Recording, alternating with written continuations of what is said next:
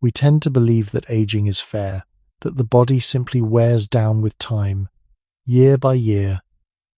But from an evolutionary perspective, this idea is false. The human body was never designed to age evenly, because it was never designed to last equally.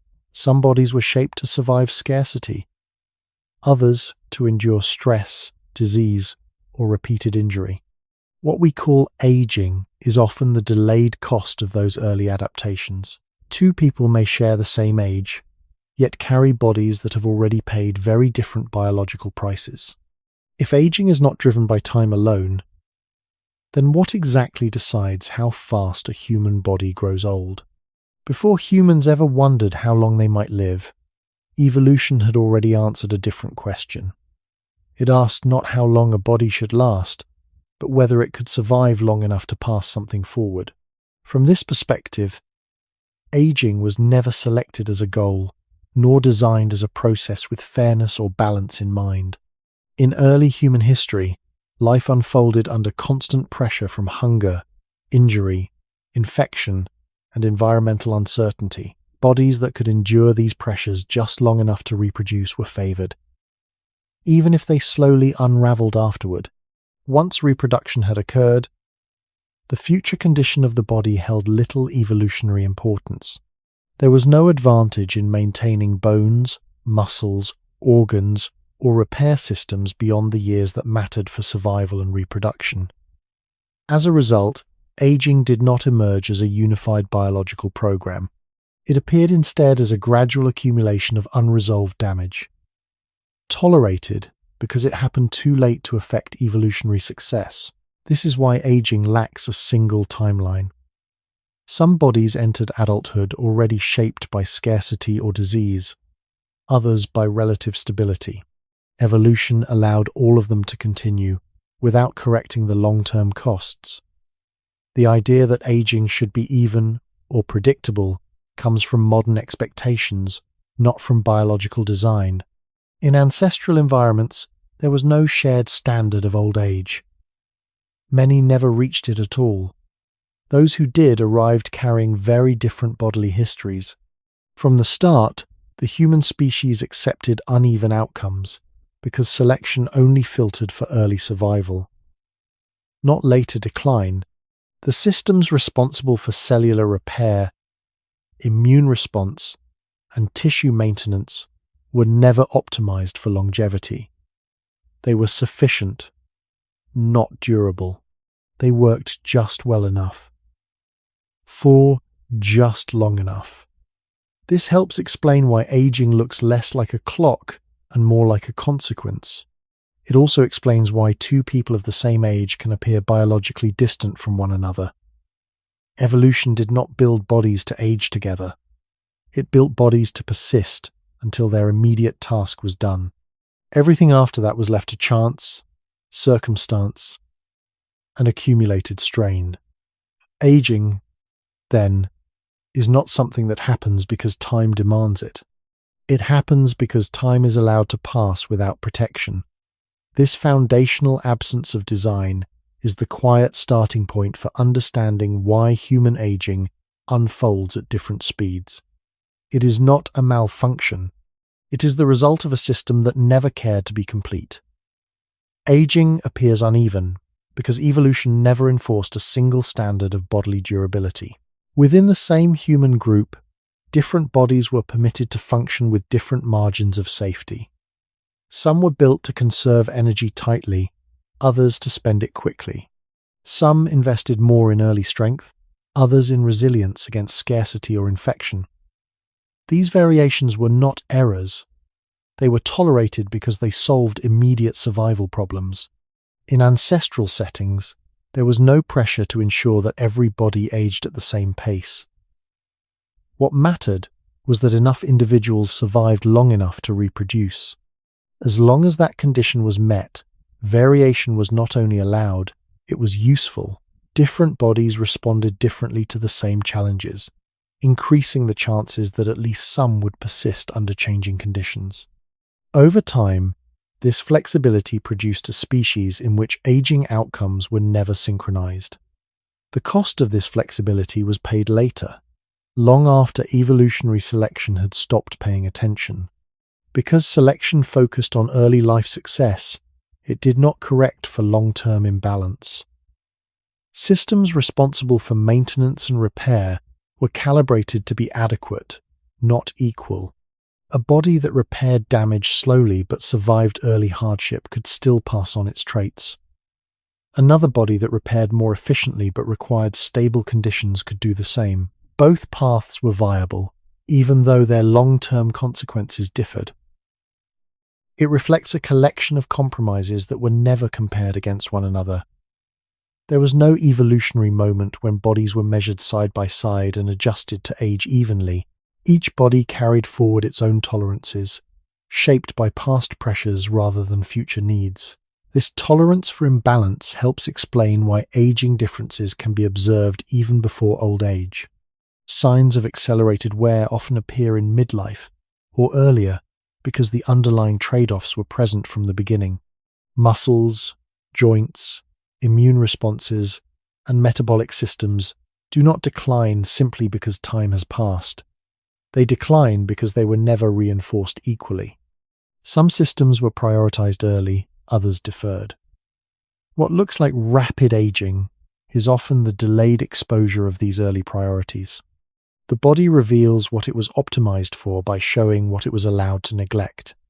This process unfolds quietly, without a clear boundary between youth and decline. It does not begin at a certain birthday.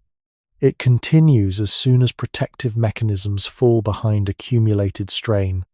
Importantly, this unevenness does not imply weakness or failure.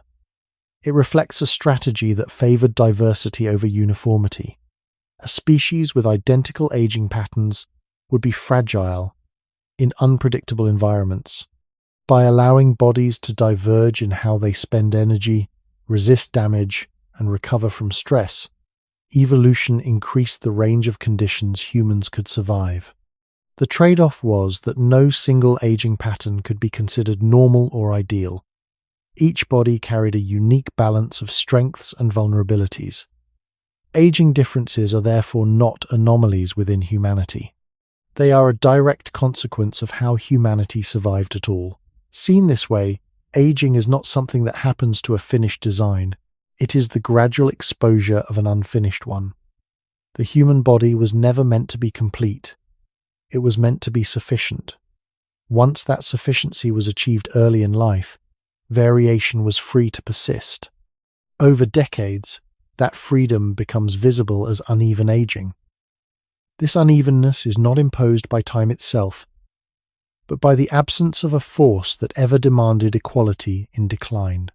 Aging proceeds differently because nothing ever required it to proceed the same way. The absence of a unified aging program becomes clearer when we consider how little evolutionary pressure existed beyond early adulthood.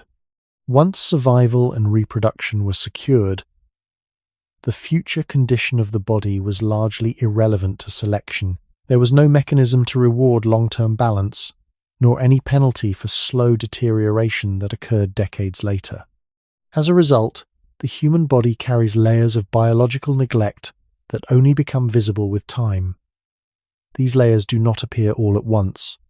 They surface gradually, revealing differences that were always present but temporarily concealed by youth. Aging, in this sense, is not the onset of decline, but the moment when early life protections finally lose their dominance. In ancestral contexts, few individuals lived long enough for these differences to fully emerge. Those who did were exceptions, not the norm. Their bodies were not templates for the species, but byproducts of survival under favorable circumstances. Because of this rarity, there was no evolutionary incentive to refine the later stages of life. The body's architecture reflects this indifference. Repair systems weaken, immune responses lose coordination, and tissues recover more slowly, not because aging is programmed, but because maintenance was never prioritized indefinitely. The result is a gradual divergence among individuals, as the limits of their early optimizations are reached at different times. This helps explain why aging appears unpredictable when viewed only from the surface. Two people may share similar lifestyles in later life, yet age very differently because their bodies were shaped under different constraints long before those choices were made. The roots of uneven aging lie deeper than habits or decisions made in adulthood. They lie in how each body learned to survive when survival was uncertain. What appears as accelerated aging is often the exposure of a system that was stretched early and never fully restored. What appears as slower aging may reflect a body that faced fewer early trade-offs. Importantly, this perspective reframes aging as a process of revelation rather than deterioration. Over time, the body reveals which systems were protected and which were allowed to erode. This revelation is uneven because protection was uneven. The body does not fail uniformly. It simply continues along paths that were set long before longevity became a concern. From this viewpoint, aging differences are not mysteries to be solved, but consequences to be understood. By the end of this first truk, one conclusion becomes unavoidable. Human aging unfolds at different rates because nothing in our evolutionary past required it to unfold otherwise. Uniform decline would have demanded a level of long-term planning that evolution never applied. What remains is a species marked by variation, where aging reflects history more than time. With this foundation in place, we can now move outward, beyond the body itself, to examine how different environments further widen these differences across human lives. Human aging began to diverge long before individuals began to differ from one another, because human lives unfolded across environments that were never biologically equivalent. Early humans did not share a single climate, diet, or disease landscape, and the body learned to survive by responding locally rather than universally. Some groups endured cold and scarcity, others heat and infection, others repeated physical injury or nutritional instability. Each environment demanded a different allocation of energy and repair, and the body adjusted accordingly. These adjustments were not cosmetic. They reshaped metabolism, immune responses, growth patterns, and stress regulation in ways that persisted for a lifetime. A body calibrated for scarcity learned to conserve, often at the cost of long-term tissue maintenance. A body calibrated for frequent infection invested heavily in immune defense, sometimes at the expense of growth or recovery. Over time, these differences became embedded, not as conscious adaptations, but as silent constraints on how the body could respond to damage. Because environments varied so widely, there was no single template for durability. Survival required flexibility, and flexibility produced divergence. Even within the same species, bodies emerged that were optimized for different risks, and these optimizations carried hidden costs that would only surface decades later. Aging, then, did not begin as an internal process alone. It was shaped by the external world pressing unevenly on human biology. The same years of life could represent radically different biological experiences depending on where and how those years were lived. What appears later as faster or slower aging often reflects how deeply the body had to adapt early on. Environmental pressure did not simply influence lifespan, it structured the pathways through which decline would eventually appear. As humans spread across landscapes, aging ceased to be a uniform outcome and became an ecological record written into the body. The unequal pace of aging is therefore not just personal, but historical, rooted in the long interaction between human biology and uneven worlds. Environmental differences did not act only on groups separated by geography. They also operated within the same landscapes across generations. Even among people living side by side, access to food, exposure to disease, physical workload, and social stability varied widely. These variations shaped bodies long before old age, influencing growth rates, organ development, and the resilience of repair systems. A child who grew under repeated nutritional stress learned to allocate resources defensively, prioritizing immediate survival over long-term maintenance. Another raised under more stable conditions could afford slower growth and more balanced repair. These early calibrations were not erased by adulthood. They persisted quietly, guiding how the body responded to strain decades later. Aging differences therefore reflect not only where humans lived, but how unevenly they lived, even within the same environment. As environments changed over time, bodies were repeatedly asked to adapt without the chance to reset. Seasonal scarcity, migration, conflict, and shifting disease patterns forced repeated adjustments. Each adjustment left traces. Metabolic pathways learned to expect uncertainty. Immune systems learned to remain alert. Stress responses learned to activate quickly and remain engaged. These responses improved short-term survival but imposed long-term costs. Repair processes slowed, inflammation became more persistent, and tissues aged under constant low-level strain.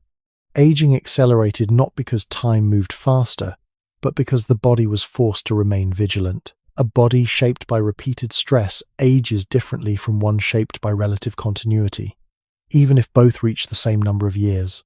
Importantly, these environmental pressures were not evenly distributed across life stages. Early development proved especially sensitive. Organs and systems formed under constraint were functional, but less buffered. They worked, but closer to their limits. When later life introduced additional challenges, these systems reached exhaustion sooner. Aging thus appears earlier and progresses faster in some individuals, not due to failure, but due to thinner margins of safety established early on. What we interpret as premature aging often reflects a body that has already spent much of its resilience responding to past demands. Environmental effects also accumulated across generations. Repeated exposure to hardship shaped patterns of growth, stress response, and energy use that persisted culturally and biologically. While the mechanisms are complex, the outcome is simple. Bodies entered life with different starting conditions. These starting conditions influenced how damage accumulated and how repair capacity declined. Aging differences, then, are not sudden divergences in later life.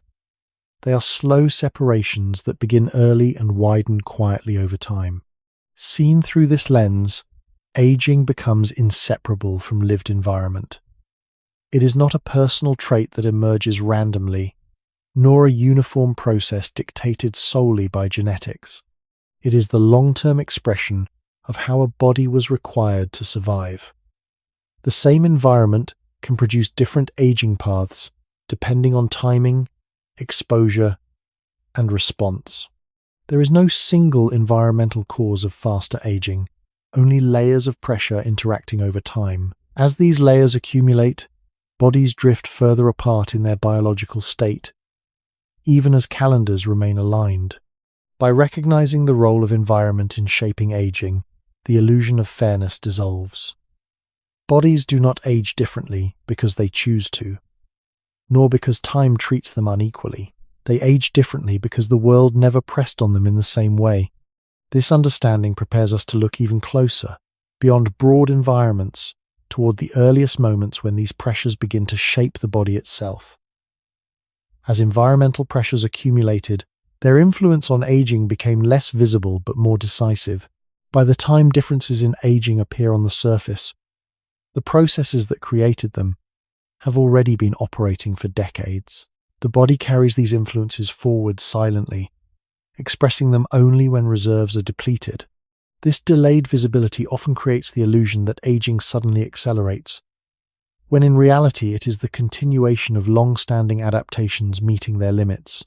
Environmental shaping does not announce itself early. It reveals itself gradually, as maintenance systems fall behind the demands placed upon them. One of the most important consequences of environmental shaping is that it produces aging patterns that are difficult to reverse. Once the body has organized its systems around a particular level of stress, nutrition, and disease exposure, later improvements cannot fully undo those early calibrations. A safer environment in adulthood may reduce further damage, but it cannot restore the margins of safety that were never built. This is why individuals who share similar lifestyles later in life can still age very differently. Their bodies are not responding to the present alone, but to the cumulative history embedded within them. This persistence explains why aging remains unequal, even when environments become more uniform.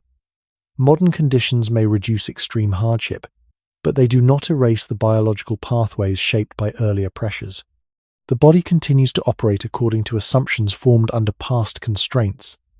Systems remain tuned for scarcity, vigilance, or rapid response, even when those conditions no longer dominate. Over time, these mismatches contribute to uneven decline. Aging, in this sense, is not simply the wear of time, but the inertia of past adaptations carried into new contexts. By the end of this truk, one pattern stands out. Environmental diversity did not just create different aging outcomes, it normalized them. Uneven aging became an expected feature of human life because environments never demanded uniformity. The body learned to survive locally, not universally, and aging reflects that lesson. There was never a moment when human biology reset to a common standard. Instead, bodies accumulated histories that diverged quietly and continuously. This understanding completes the environmental layer of the argument. Aging differs among humans, not because environments occasionally interfere with biology, but because biology has always been shaped by uneven worlds. The pace of aging is therefore inseparable from the path of survival that preceded it. With this in place, the next step is to move even earlier, to examine how the very first stages of life begin, locking in these differences long before individuals can respond consciously to their surroundings. The earliest stages of life exert a disproportionate influence on how the human body will age, because this is the period when biological priorities are first established and rarely revised. During early development, the body is forced to make decisions under conditions it cannot control, using limited energy to balance growth, defense, and basic repair. These decisions are not conscious choices but physiological adjustments shaped by nutrition, stress, exposure, illness, infection, and environmental stability. When resources are abundant and threats are minimal, the body can afford slower growth, deeper reserves, and more balanced maintenance systems. When resources are scarce or danger is frequent, the body shifts toward immediate survival, favoring rapid function over long-term durability. Growth may be accelerated or constrained, organs may develop with reduced buffering capacity, and repair mechanisms may be calibrated to operate efficiently rather than generously. These early adjustments allow the organism to survive, but they also narrow the margin for resilience later in life. Once development reaches completion, these priorities become largely fixed. The adult body does not redesign itself. It continues forward using the structures, assumptions, and limits established early on. This continuity explains why aging differences often trace back not to events in later adulthood, but to conditions experienced long before memory or choice were possible. A body shaped under early instability carries forward a pattern of heightened efficiency combined with reduced reserve. Such a body may function well for years, even decades, but it does so by spending its resilience more quickly. When exposed to the accumulated wear of adulthood, it reaches its limits sooner, not because it is weaker, but because it began with less excess to absorb strain. Aging, from this perspective, is not a decline that suddenly begins in midlife. It is the gradual exposure of early trade-offs that were temporarily concealed by youth. Youth masks imbalance by supplying surplus capacity, allowing systems to compensate for one another. As that surplus fades, the underlying structure becomes visible. Muscles lose strength, immune coordination weakens, metabolic regulation becomes less stable, and these changes appear at different times depending on how much reserve was built early on. This is why two individuals with similar adult lifestyles can age so differently. Their bodies are responding not only to present conditions, but to developmental histories that quietly shaped every system. Early life trade-offs do not disappear as circumstances improve. They remain embedded, influencing how the body allocates energy, responds to stress, and repairs damage. Over time, aging becomes the point at which these hidden costs surface.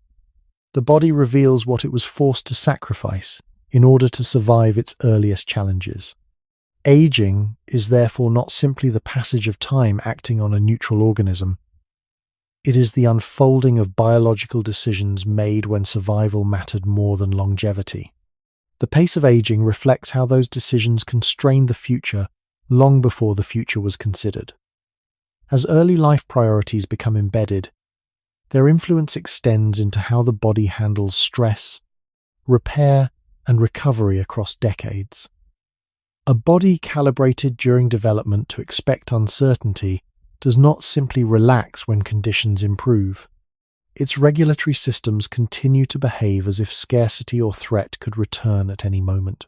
Stress hormones activate readily and subside slowly. Immune responses remain vigilant, and energy allocation favors immediate readiness over long-term restoration. These patterns are efficient for survival but costly for maintenance.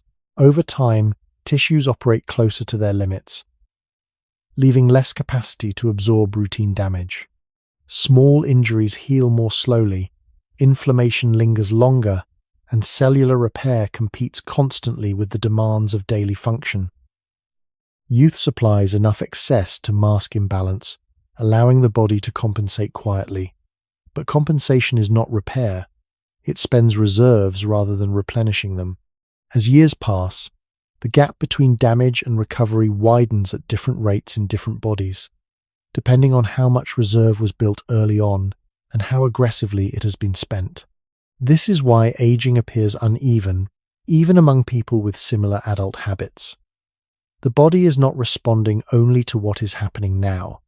It is continuing a strategy learned long ago.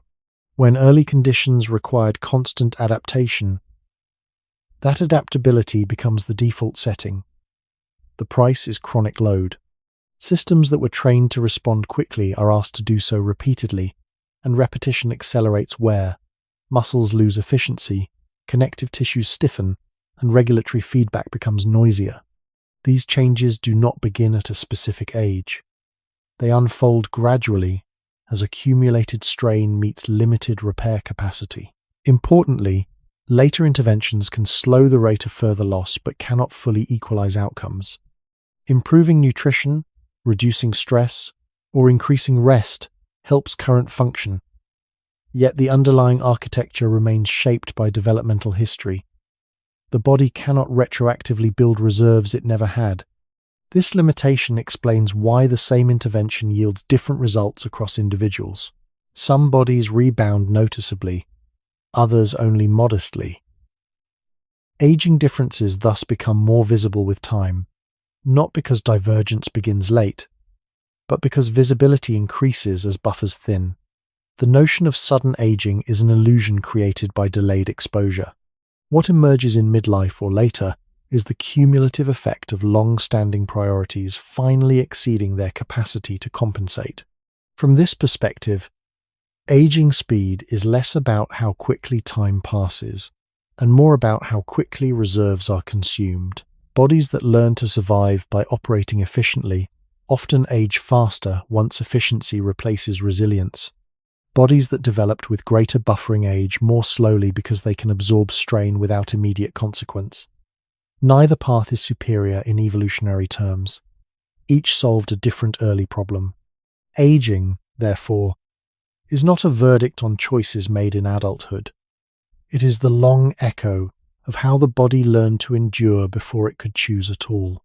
Understanding this helps explain why fairness in aging was never a biological aim, and why variation persists even under similar conditions. The pace of aging reflects the balance between early calibration and lifelong demand, a balance struck before memory and carried forward without revision.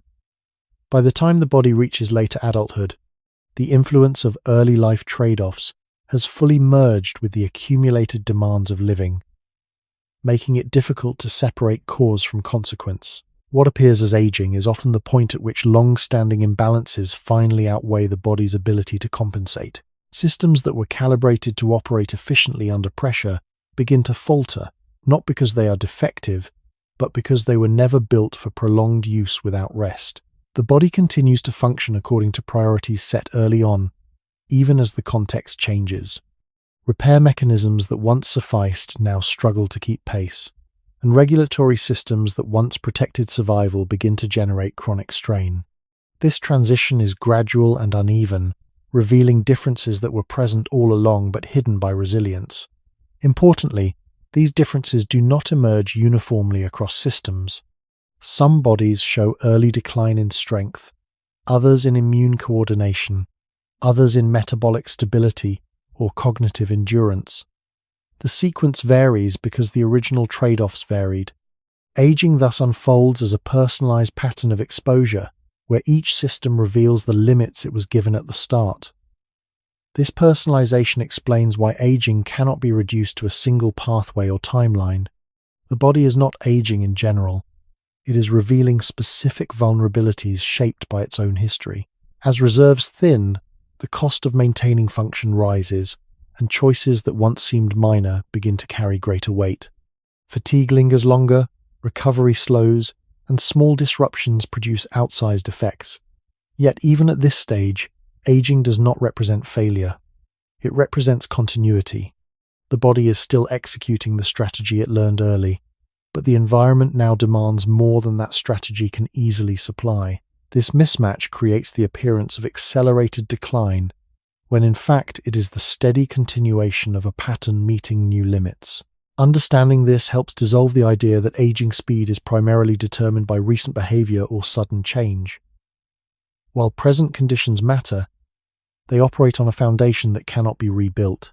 The body does not reset its priorities when circumstances improve, it adapts within them. This is why aging differences persist, even among individuals who converge in lifestyle later in life. Their bodies are responding to different internal landscapes shaped long before. By recognizing aging as the exposure of early constraints rather than the onset of disorder, we gain a clearer view of why variation is inevitable. Evolution favored bodies that could survive specific challenges, not bodies that would age uniformly. The result is a species in which decline reflects history more than time. Aging, then, is not a singular process unfolding equally in all humans. It is the visible outcome of many invisible paths, taken early and followed without revision.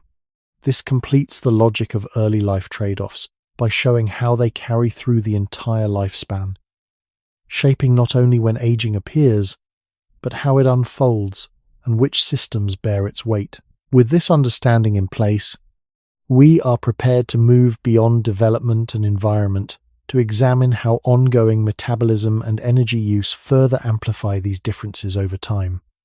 Metabolism sets the pace at which the body spends itself, and this pace was never standardized across humans. From an evolutionary standpoint, metabolism evolved to solve immediate survival problems, not to preserve tissues evenly across decades. Different bodies learned to process energy at different speeds depending on early demands, environmental pressures, and developmental constraints. Some bodies became efficient at conserving fuel, operating slowly and steadily, while others became optimized for rapid output, burning energy quickly to meet frequent challenges. These differences were adaptive in early life, allowing individuals to survive under specific conditions, but they also established distinct rhythms of wear. A faster metabolic pace supports quick response and high activity, yet it generates more byproducts of cellular activity, increasing the burden on repair systems.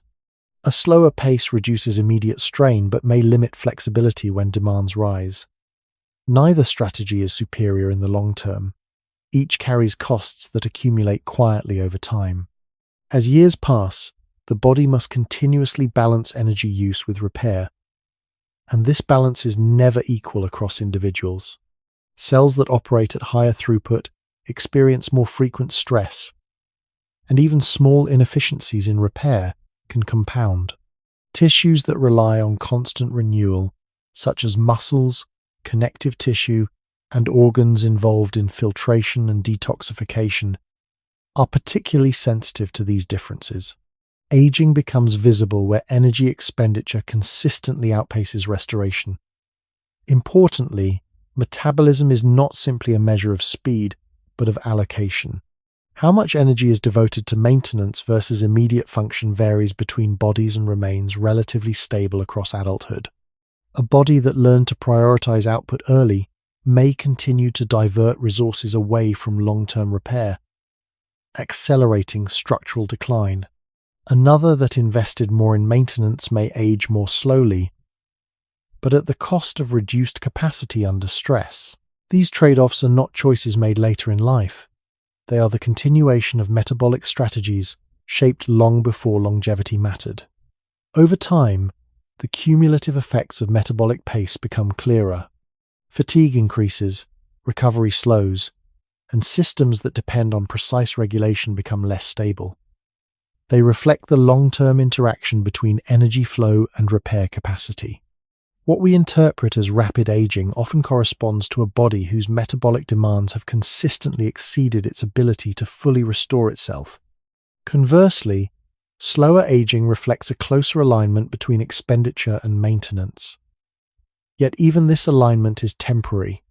No metabolic strategy was designed to last indefinitely. All bodies eventually face the limits of their repair systems. The difference lies in when those limits are reached and how gradually they are approached. By recognizing metabolism as a central driver of aging speed, we move away from viewing aging as a passive decline. It becomes an active consequence of how energy has been managed over a lifetime. Aging unfolds at different rates because bodies have been spending themselves at different rates all along, guided by metabolic patterns that were never meant to converge. Metabolic differences influence aging not only through how quickly energy is spent, but through how consistently the body can restore what has been used. Every cell depends on a balance between activity and repair, and this balance is shaped by long-term metabolic patterns rather than short-term effort. When energy demand remains high, repair is often delayed or reduced, not eliminated, but postponed in favor of immediate function. Over years, these small delays accumulate. Cellular components are replaced less precisely, waste products linger longer, and structural integrity slowly erodes. A body with a metabolism tuned for frequent output experiences this erosion earlier, even if it appears strong in youth. Aging in such cases reflects the gradual cost of prioritizing performance over preservation. Conversely, bodies with lower metabolic demand may preserve structure longer, but they also face limitations when stress increases, revealing a different pattern of vulnerability. Both outcomes emerge from the same principle. Repair can never fully match expenditure indefinitely. Importantly, metabolic patterns interact with stress and environment, amplifying differences established earlier in life. When early development trained the body to expect scarcity or threat, metabolism remains biased toward efficiency and readiness. This bias keeps systems active, even at rest, increasing baseline wear. Over time, regulatory precision declines. Hormonal rhythms lose stability. Glucose regulation becomes less flexible, and inflammatory responses persist longer than needed. These changes do not signal sudden aging. They indicate a system that has been operating near its limits for too long. Aging speed, therefore, reflects how long the body has been required to function without adequate recovery. The body does not fail abruptly, it drifts as repair falls behind demand. Another consequence of metabolic imbalance is uneven aging across tissues. Organs that require constant renewal, such as the liver, skin, muscles, and blood vessels, reveal wear sooner in high-demand systems. Other tissues may remain functional longer, creating the impression of selective aging. This selectivity is not random. It follows the pathways where energy flow has been greatest and repair most constrained. As these pathways weaken, compensatory systems are recruited, further increasing metabolic load elsewhere. Aging thus propagates through the body unevenly, spreading along lines of metabolic stress rather than chronological age. Even when lifestyle changes reduce energy demand later in life, the accumulated effects of past imbalance remain. Lower activity or improved conditions may slow further decline, but they cannot restore precision lost over decades. The body adapts within its existing framework, not outside it. This explains why metabolic interventions yield different outcomes among individuals. Some respond quickly, others modestly, depending on how much repair capacity remains available. Aging differences persist because the underlying metabolic history differs. By viewing metabolism as a lifelong negotiation between use and restoration, aging becomes easier to understand. It is not merely the slowing of systems, but the visible outcome of prolonged imbalance. Bodies that spent energy aggressively reveal aging sooner. Bodies that conserved reveal it later. Neither path escapes decline. Aging unfolds according to how long the body has been allowed to recover, not according to how many years have passed. Metabolic patterns do not operate in isolation. They interact continuously with time, gradually transforming differences in energy use into visible differences in aging. Over decades, even small imbalances between expenditure and repair reshape the body's internal landscape. Cells accumulate minor errors, structural proteins lose precision, and signaling pathways become less coordinated.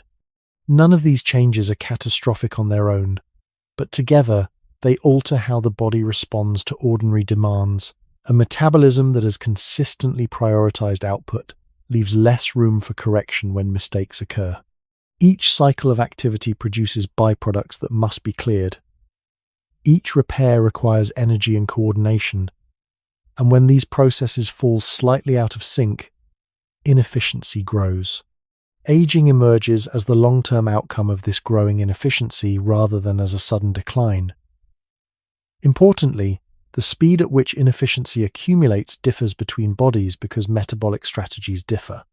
Some bodies have spent decades operating near peak output, accepting higher wear in exchange for responsiveness. Others have moved more slowly, preserving structure at the cost of rapid adaptation. These strategies shape not only how fast aging appears, but how it manifests. In high-output systems, aging often reveals itself through fatigue, reduced recovery, and earlier loss of strength. In more conservative systems, aging may appear later but express itself through reduced flexibility or tolerance for stress. Neither pattern is accidental. Each reflects how energy has been negotiated across a lifetime. As metabolic precision declines, the body compensates by recruiting additional pathways, increasing overall demand. This compensation sustains function temporarily but accelerates wear elsewhere, creating a cascade of uneven decline. Aging thus spreads along metabolic fault lines, affecting some systems earlier than others. Chronological age becomes a poor predictor because the underlying process is not uniform passage of time, but uneven accumulation of metabolic cost. Even when two bodies share the same years, they may have lived through very different energetic histories. One may have experienced decades of high turnover and incomplete restoration, the other decades of tighter balance. By later life, these histories cannot be hidden. They surface as differences in resilience, endurance, and recovery. Once metabolic inefficiency reaches a certain threshold, restoring earlier precision becomes impossible. The body adapts by simplifying function, reducing output, and tolerating lower performance. What we call aging is often this adaptive slowing, a shift toward conserving what remains rather than repairing what has been lost. Importantly, this shift is not uniform across individuals because the point at which it becomes necessary differs. Bodies that have spent energy aggressively reach this threshold sooner. Bodies that conserved reach it later. Aging, therefore, is not driven by a universal clock, but by the moment when metabolic cost finally exceeds sustainable repair. This moment arrives at different times for different people, shaped by how their bodies have spent energy since early life. Understanding metabolism in this way completes the argument of this truth. Aging unfolds at different rates because bodies have been living at different metabolic tempos all along. Time does not age us equally. The way our bodies have managed energy determines when decline becomes unavoidable and how gently or abruptly it arrives. Damage is unavoidable in any living system, but aging depends not on the presence of damage itself, rather on the balance between damage and repair. From the moment a human body begins functioning, it is exposed to constant physical, chemical, and biological stress. Cells divide, proteins fold and unfold, DNA is copied, membranes are stretched, and energy is converted millions of times each second. Each of these processes introduces small errors. In youth, the body compensates through highly coordinated repair systems that detect, correct, and remove damage before it accumulates. However, these systems were never designed to operate at full precision indefinitely. Evolution optimized them to be sufficient during the years that mattered most for survival and reproduction, not to maintain perfect balance for an entire lifetime. As a result, repair capacity begins to lag behind damage accumulation at different rates in different bodies. Some individuals inherit or develop repair systems that remain efficient longer, while others experience gradual slippage much earlier. Aging emerges at the point where correction can no longer fully match accumulation. This imbalance does not occur uniformly across tissues or across people. Organs with high turnover, such as skin, blood, and the digestive lining, face constant repair demand. Tissues with limited regeneration, such as joints, nerves, and certain brain regions, tolerate damage until function begins to erode. The speed at which this erosion becomes visible depends on how well repair mechanisms were supported over time. When repair slows only slightly, the effect is subtle and gradual. When it slows more sharply, decline becomes noticeable sooner. Importantly, repair does not fail all at once. It degrades unevenly, leaving some systems functional while others struggle. This uneven degradation creates the impression that aging targets specific parts of the body, when in fact it reflects where repair capacity was most strained. The body adapts by reallocating resources, prioritizing essential function over maintenance. This adaptation preserves life, but accelerates decline elsewhere. Damage continues to accumulate even as repair becomes selective. Over decades, the gap widens. What was once a manageable discrepancy becomes structural imbalance. The body is not collapsing, it is operating under constraint. Aging is therefore not the sudden appearance of damage, but the gradual inability to fully resolve it. Two people of the same age may carry vastly different burdens of unresolved damage, depending on how effectively their repair systems functioned across earlier life stages. These differences are shaped by genetics, early development, metabolic demand, stress exposure, and environmental load. But they converge on the same outcome: unequal repair capacity. Once repair falls behind consistently, aging accelerates, not because damage increases dramatically, but because unresolved damage compounds. Each uncorrected error increases the likelihood of the next. Function becomes less precise, recovery less complete, and resilience thinner. Aging speed reflects how long the body was able to keep damage and repair in balance, and how gracefully it adapted once that balance began to fail. Understanding this imbalance is essential, because it shows that aging is not driven by time alone, but by the slow divergence between what the body must fix and what it is still capable of fixing.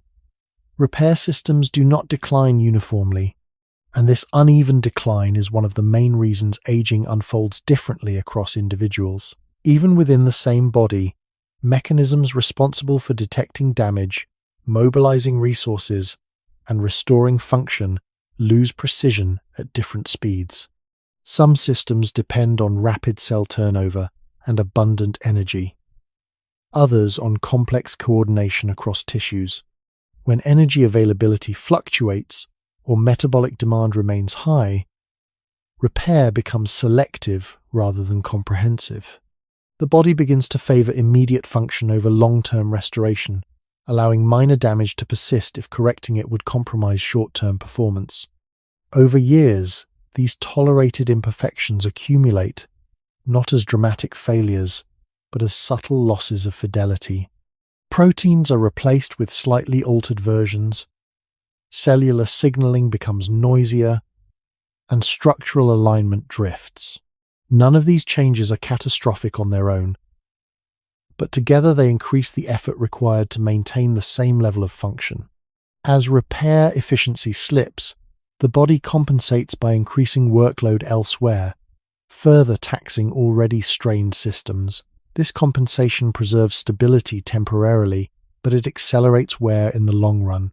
Individuals differ in how long they can sustain this compensation because repair capacity is shaped by early development, metabolic history, and cumulative stress exposure.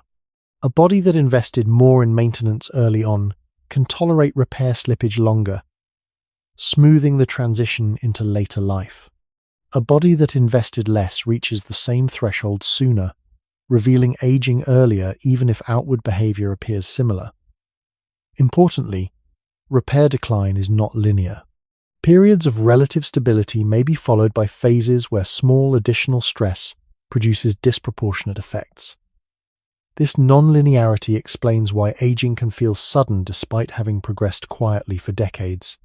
Once repair falls below a critical margin, previously manageable damage begins to interact, amplifying functional loss. Joints stiffen as connective tissues lose elasticity, immune responses become less discriminating, and neural signaling loses precision. These changes are not independent. They reinforce one another. Reduced repair in one system increases strain on others, creating a network of vulnerability that spreads unevenly through the body. Chronological age does not dictate where this spread begins. It begins where repair capacity was most constrained relative to demand. Lifestyle changes later in life can slow the rate at which new damage is added, but they cannot fully restore the precision of repair mechanisms that have already degraded. This is why interventions yield different results among individuals. Some regain noticeable function, others experience stabilization rather than reversal. The difference lies in how much repair capacity remains accessible.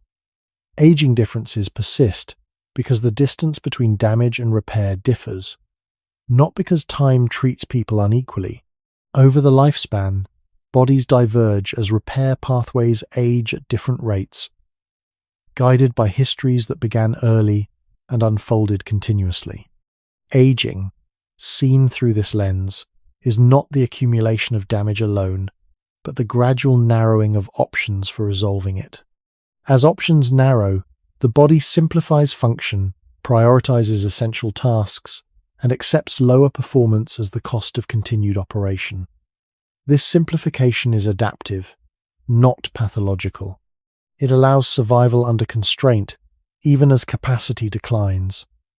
The pace at which this simplification becomes necessary differs between people, producing the visible inequality of aging. Ultimately, aging speed reflects how long repair systems could postpone this simplification and how effectively they coordinated once postponement was no longer possible. The unequal aging of humans is therefore rooted in unequal trajectories of repair, shaped by energy, stress, and history, and revealed only when balance can no longer be maintained. As repair capacity continues to narrow, the body enters a phase where maintaining stability requires increasingly deliberate trade-offs, and these trade-offs differ from one individual to another. When repair can no longer address all accumulated damage, the body prioritizes systems essential for immediate survival and basic function. Energy is redirected toward maintaining circulation, basic metabolism, and core neural activity, while less critical processes receive diminishing support. This prioritization is adaptive, but it also makes decline more visible. Functions that depend on fine precision, redundancy, or rapid recovery begin to falter first. Balance becomes less stable, endurance shortens, and tolerance for physiological stress decreases. Importantly, The sequence and speed of these changes vary widely because the distribution of unresolved damage and remaining repair capacity varies. A body that has preserved repair efficiency in certain tissues may appear robust in one domain while declining sharply in another. Another may show generalized slowing without pronounced weakness. These patterns reflect where repair was most consistently deferred earlier in life and where reserves were thinnest when decline began. As simplification progresses, the body adopts conservative strategies. Movement becomes more economical, immune responses become less aggressive, and metabolic output is reduced to avoid overload. These changes are often interpreted as loss, but they are also protective. By reducing demand, the body slows the rate at which remaining repair capacity is exhausted. Aging thus involves not only deterioration, but strategic restraint. The timing of this shift differs among individuals because the threshold at which restraint becomes necessary is reached at different points. Those whose repair systems remained coordinated longer can sustain higher function for more years before simplification is required. Those whose repair declined earlier reach this threshold sooner, even if outward differences were minimal in earlier decades. This helps explain why aging disparities can widen rapidly once decline becomes apparent. What looks like sudden acceleration is often the visible onset of a long-delayed adjustment. Once simplification begins, recovery from disruption becomes incomplete. Minor illness, injury, or stress produces lasting effects because repair can no longer restore prior equilibrium. Each episode leaves a small residue of loss, further narrowing options. Over time, these residues accumulate into a new baseline of function. This baseline differs between individuals because their histories of repair, compensation, and restraint differ. Aging outcomes therefore diverge not because one body fails while another succeeds, but because each body negotiates constraint differently. Importantly, this negotiation is not consciously controlled. It emerges from physiological priorities shaped over a lifetime. Genetics, development, metabolism, and environment all influence how repair declines, but none dictate a single path. The result is a spectrum of aging trajectories rather than a uniform pattern. Understanding aging at this stage requires abandoning the expectation of reversibility. While supportive conditions can slow further loss, the body cannot fully restore complexity once simplification has taken hold. Aging becomes a process of managing limitation rather than eliminating it. This management is more effective in some bodies than others, depending on how much coordination remains among repair systems. Ultimately, the unequal pace of aging reflects unequal timing in the transition from repair-dominant function to restraint-dominant function. Some bodies make this transition later and more gradually. Aging, in its final expression, is not the collapse of the organism, but the stabilization of a reduced state that allows continued existence under constraint. The differences we observe between individuals are differences in how and when this stabilization occurs, shaped by decades of divergence in damage, repair, and adaptation. Stress has always been a central force shaping the human body, long before it became a psychological concept.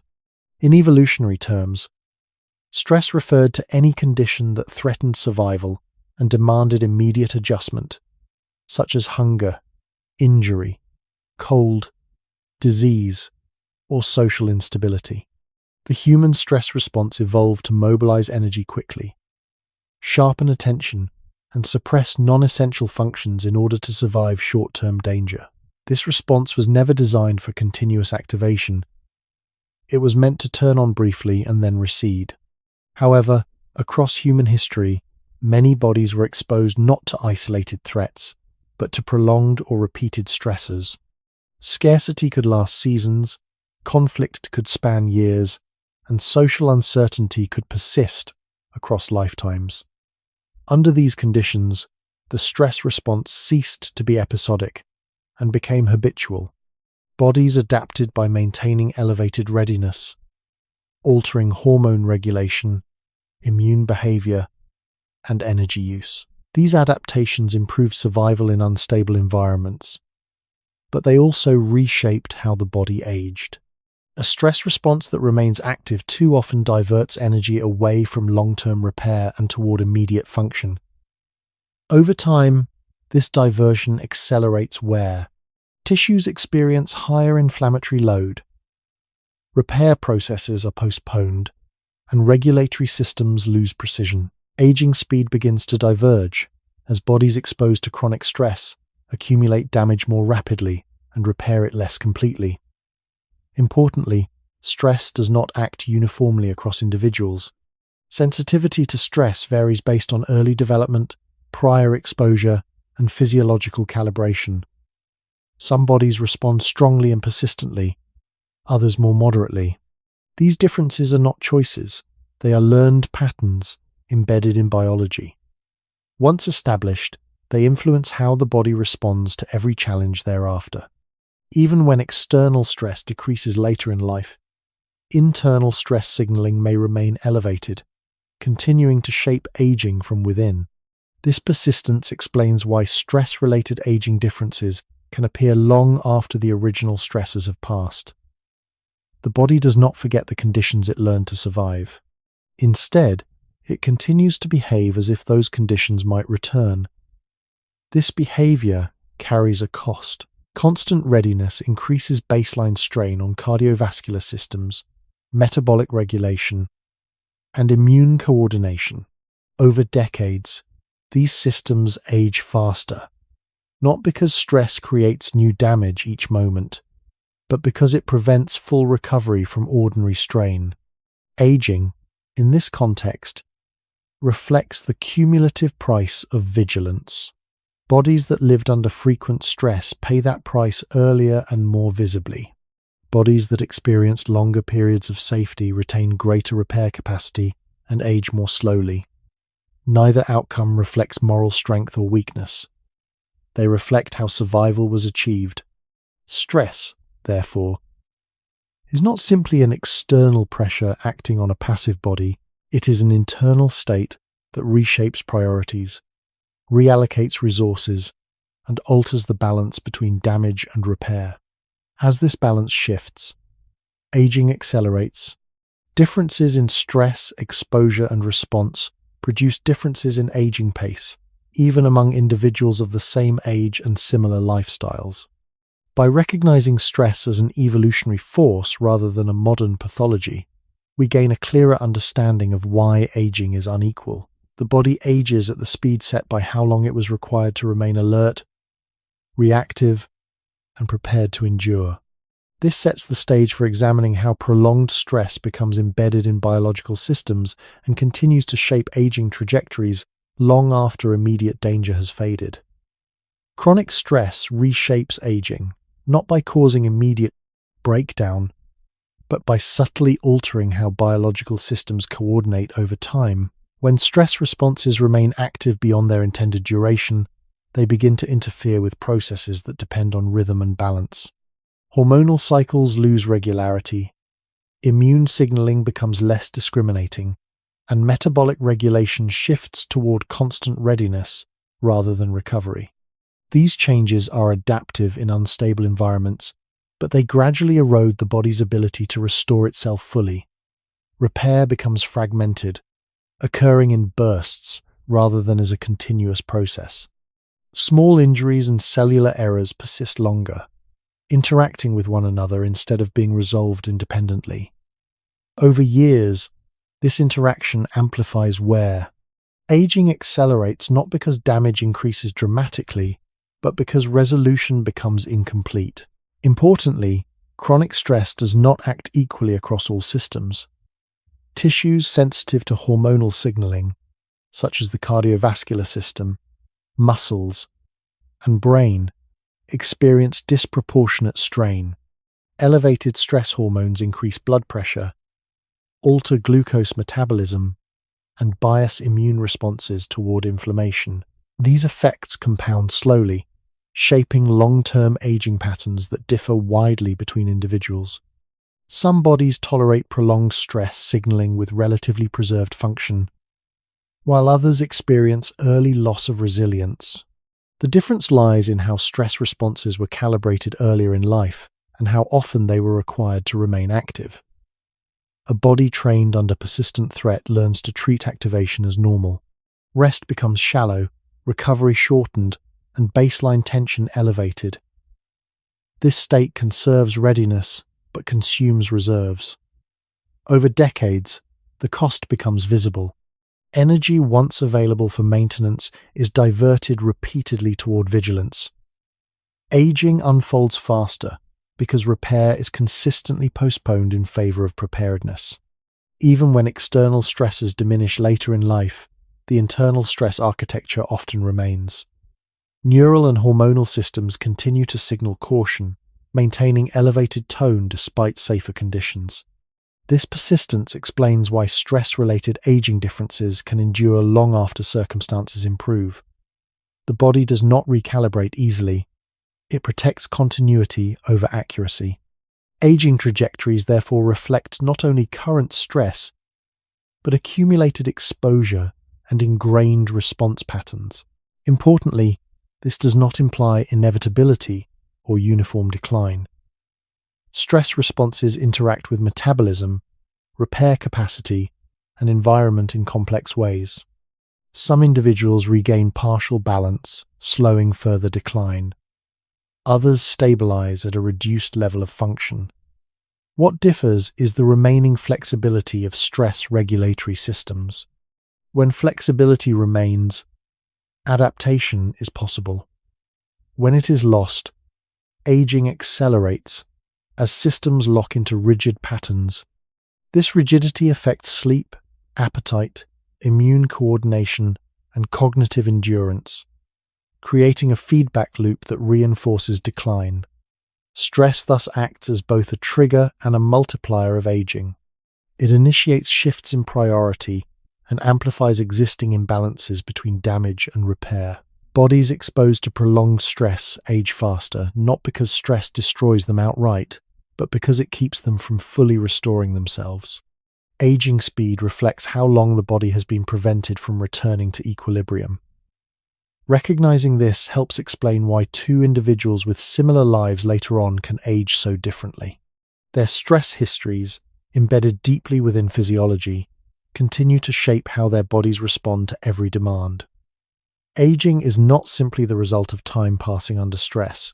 It is the cumulative effect of time spent without sufficient recovery. This understanding completes the second layer of the stress argument and prepares us to examine how stress interacts with social context and inequality to further widen aging differences across human lives. Stress does not act alone in shaping aging. It becomes most powerful when it is woven into daily life and reinforced by social conditions. Across human history, stress has rarely been purely physical. Hierarchy, insecurity, responsibility, and lack of control all magnify physiological stress responses, keeping them active even in the absence of immediate danger. When individuals live for long periods without predictability or agency, the body learns to remain vigilant. This vigilance is costly. Stress signaling becomes embedded in baseline physiology, altering sleep quality, appetite regulation, immune coordination, and energy use. Over time, these alterations compound the imbalance between damage and repair. Aging accelerates not because stress adds new harm each day, but because it steadily reduces the body's ability to recover from ordinary strain. Importantly, social stress does not affect all bodies equally. Sensitivity to social threat, perceived instability, and responsibility is shaped by early experience and biological calibration. Some bodies respond with intense and prolonged activation. These differences persist across the lifespan, creating divergent aging trajectories even among people living in the same environment. Social roles further amplify this divergence. Individuals bearing sustained caregiving, leadership, or survival responsibilities often maintain elevated stress responses for decades. The body adapts by prioritizing alertness and endurance, but this adaptation redirects energy away from long-term maintenance. Repair processes become secondary, inflammation becomes more persistent, and regulatory systems lose flexibility. Aging becomes visible earlier because the cost of constant readiness has been paid gradually and continuously.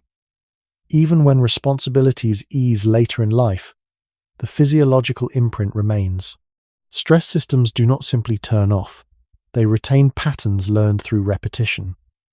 This persistence explains why social inequality often translates into biological inequality over time. Aging differences reflect not only personal history, but the cumulative burden of unequal stress exposure embedded within social structures. Importantly, this does not imply that aging is predetermined by social position alone. Bodies vary in resilience, and supportive environments can slow further decline. Yet the divergence created by long-term stress is difficult to erase completely. Once repair capacity has been repeatedly postponed, restoring full balance becomes unlikely. Aging thus becomes a record of how long the body was required to operate without sufficient recovery, shaped by both biology and circumstance. By the end of this truk, a clear pattern emerges. Stress accelerates aging not through sudden collapse, but through gradual erosion of flexibility. It narrows the body's options, forcing it to conserve function by simplifying response. Individuals age at different rates because they have lived under different demands for vigilance, responsibility, and endurance. The body ages fastest when it has been asked, for too long, to remain ready without rest.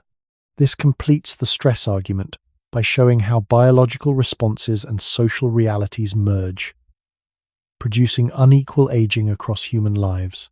With this understanding in place, the next step is to examine how differences in sex, reproduction, and biological investment further shape the pace and pattern of aging.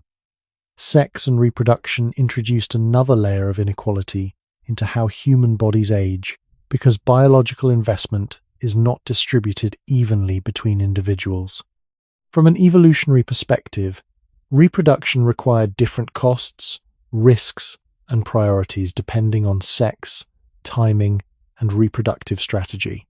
These differences shaped how energy was allocated, how stress was tolerated, and how repair systems were supported across the lifespan.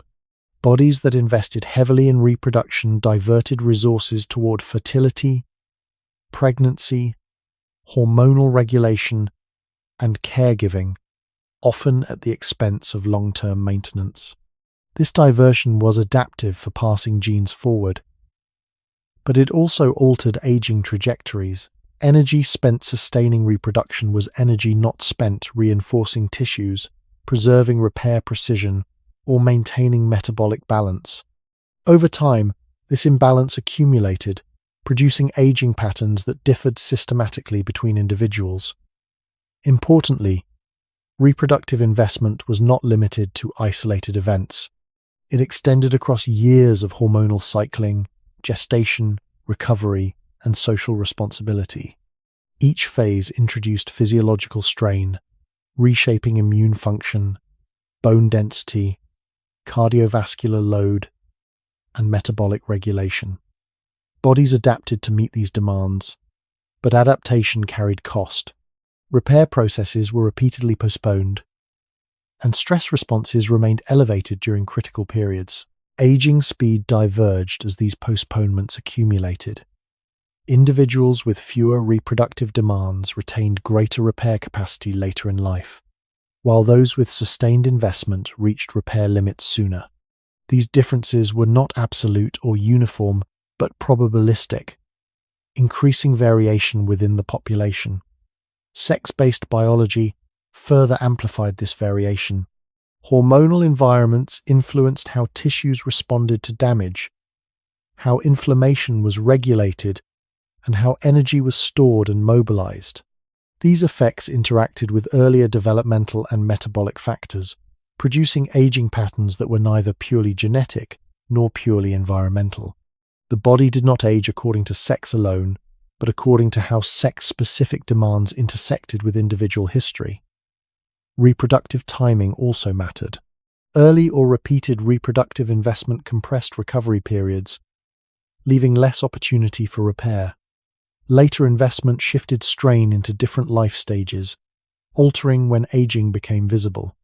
These temporal differences contributed to the wide range of aging experiences observed even among individuals of the same sex. Aging thus reflects not only how long a body has lived, but how intensely it was asked to sustain reproduction during critical years. Importantly, these effects persisted beyond reproductive years. Hormonal shifts later in life exposed vulnerabilities shaped by earlier investment. Bone, muscle, cardiovascular systems, and metabolic regulation revealed limits set decades before. Aging appeared uneven because the body was carrying the cumulative cost of reproductive history. This perspective reframes sex differences in aging not as inherent superiority or weakness, but as the outcome of unequal biological demands. Evolution favored reproductive success over longevity, allowing variation in aging as long as genes were passed on. Sex and reproduction, therefore, became powerful forces shaping how quickly bodies spent their reserves. Aging unfolds at different rates because bodies were asked to give different amounts at different times. Understanding this prepares us to explore how reproduction-related trade-offs interact with environment and culture to further widen aging differences across human lives.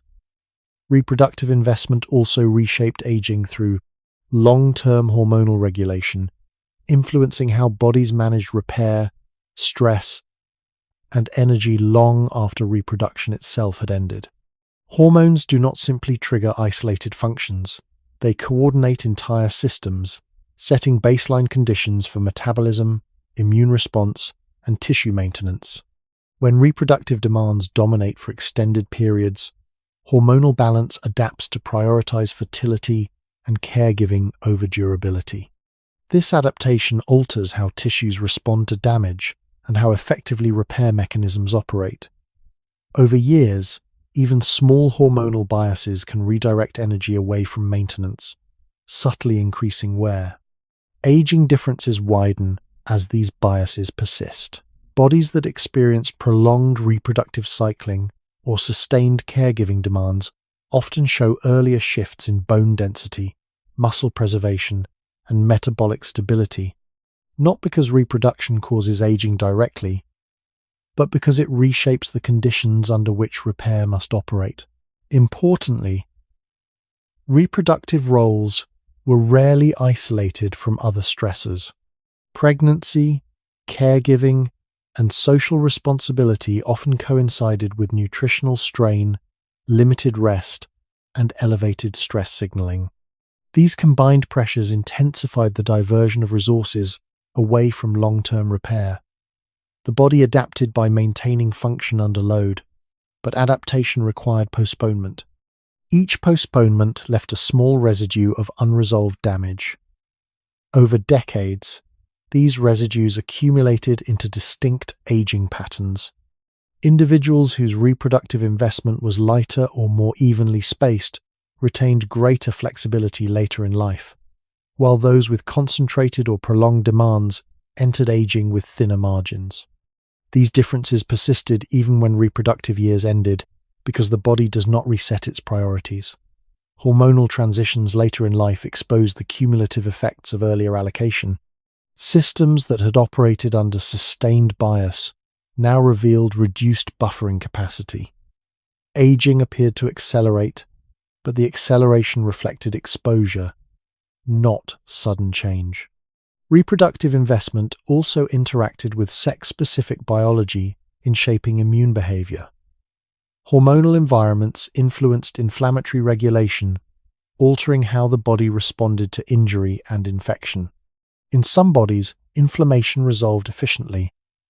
In others, it lingered, contributing to gradual tissue degradation. These tendencies affected cardiovascular health, joint integrity, and cognitive endurance, further differentiating aging trajectories. Importantly, none of these outcomes were deterministic. Variation remained wide within each group, shaped by genetics, environment, and chance. Yet probability shifted. Certain histories made earlier decline more likely, while others supported longer preservation. Aging inequality thus emerged not from reproduction alone, but from how reproductive demands were layered onto existing metabolic and stress profiles. The body aged at the intersection of these forces. This perspective challenges simplified explanations of sex differences in aging. Bodies aged differently because they were required to sustain different biological investments over time. Reproductive history becomes part of the body's internal record, influencing how much repair capacity remains available and how quickly reserves are spent. Aging unfolds as the visible expression of that record.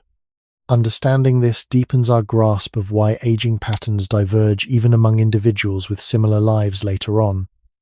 Their bodies are responding to different internal landscapes shaped by decades of unequal demand.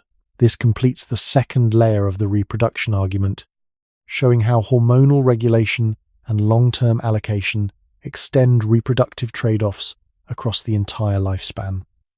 They converge with earlier metabolic and stress-related factors to shape how aging ultimately unfolds. By later adulthood, reproductive history no longer acts as an active demand, but its imprint remains embedded in the body's structure and regulation. Systems that were repeatedly diverted to support fertility, hormonal cycling, or prolonged caregiving carry lasting alterations in repair capacity and resilience. When the body transitions out of reproductive phases, it does not return to a neutral state. Instead, it reveals the limits set by decades of unequal allocation. Aging becomes more visible because compensatory mechanisms that once masked imbalance are reduced. Bones lose density where hormonal support once fluctuated, muscles weaken where energy was repeatedly redirected, and metabolic regulation becomes less stable where long-term balance was never fully maintained. These changes do not occur uniformly, nor do they follow a single timeline. They emerge along the lines where reproductive investment intersected most strongly with stress and metabolic demand. Individuals whose bodies carried heavier combined burdens reach visible decline earlier, while those with lighter or more distributed investment retain function longer. Importantly, this divergence does not imply failure or success. It reflects how different bodies solve the same evolutionary problem: how to reproduce and sustain life under constraint. Reproductive trade-offs were accepted because they ensured continuity, even if they compromised longevity. Evolution did not require bodies to age evenly after reproduction ended. It required only that enough individuals survive long enough to pass on their genes. The result is a species in which aging reflects reproductive history as much as chronological age. This perspective also clarifies why later life interventions cannot fully equalize aging outcomes.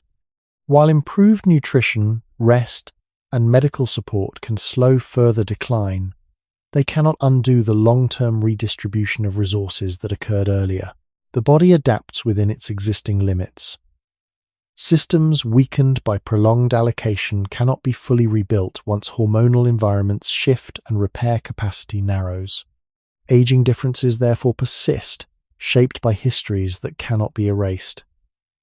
Sex and reproduction do not determine aging in isolation, but they add a powerful layer of inequality to an already diverse biological landscape.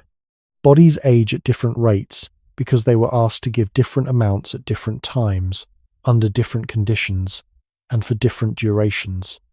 Aging is the cumulative outcome of these demands, revealed gradually as reserves diminish. With reproduction complete, the body carries forward the costs as part of its internal record. Aging unfolds as that record becomes visible. Understanding this completes the reproductive argument and prepares us to move outward once more toward the role of culture and rapid social change in further widening aging differences beyond what biology alone would predict. Human biology did not change at the same pace as human culture, and this growing mismatch introduced a new source of inequality in aging. For most of evolutionary history, the environments humans lived in changed slowly, allowing bodies to adapt across generations. In contrast, cultural shifts in the last several thousand years occurred rapidly, altering diet, workload, social structure, and lifespan expectations within a time frame far shorter than biological adaptation could follow. Bodies shaped for scarcity, intermittent effort, and early mortality were suddenly required to function in conditions of abundance, prolonged stress, and extended survival. This transition did not rewrite biology. It layered new demands onto old systems. Aging differences widened as bodies responded unevenly to this mismatch. Some adapted with minimal disruption. Others experienced accelerated strain as ancient calibrations collided with modern conditions.